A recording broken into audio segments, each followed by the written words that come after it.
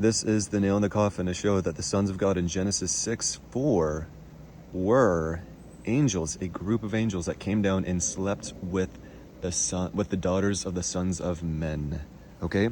It is Jude 6-7. Let's see here.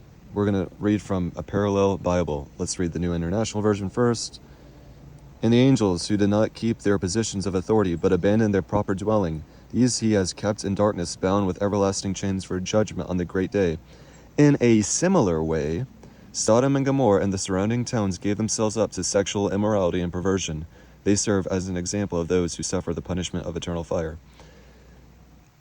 So this is saying, Jude 6-7 is saying that there was a group of angels that came down and committed sexual sin, just like the inhabitants of Sodom and Gomorrah, okay? So verse 7, it says, in a similar way. Let's go to the King James Version, read what it says. Verse 7 reads, even as Sodom and Gomorrah, okay?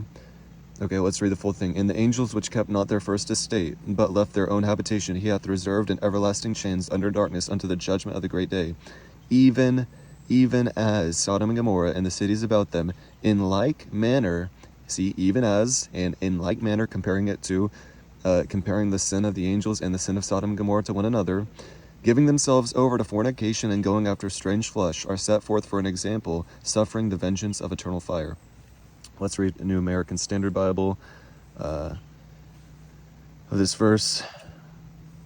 Okay, look, verse 7, it says, just as Sodom and Gomorrah. It's not even a new sentence. It's continuing off verse 6. Okay, see, it's continuing off verse 6. So let's just read the full thing. And angels who did not keep their own domain, but abandoned their proper abode, he has kept in eternal bonds under darkness for the judgment of the great day, comma, just as Sodom and Gomorrah and the cities around them, since they in the same way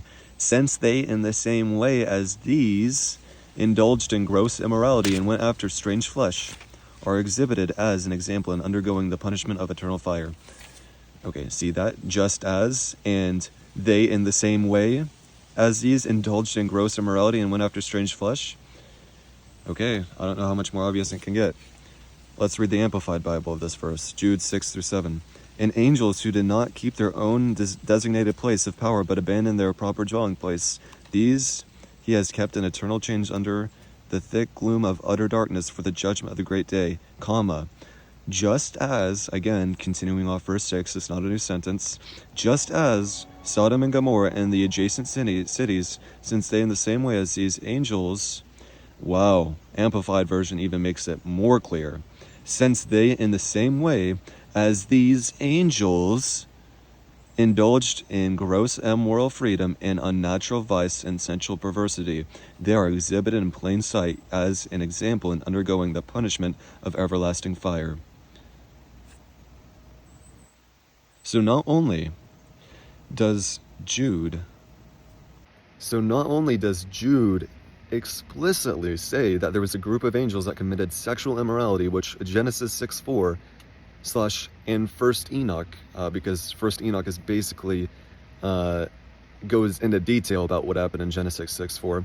Anyways, not only does Jude support and preach that there was a group of angels that came down and committed sexual immorality, but also he literally verbatim quotes First Enoch in Jude 14-15, which you can go read on your own, okay?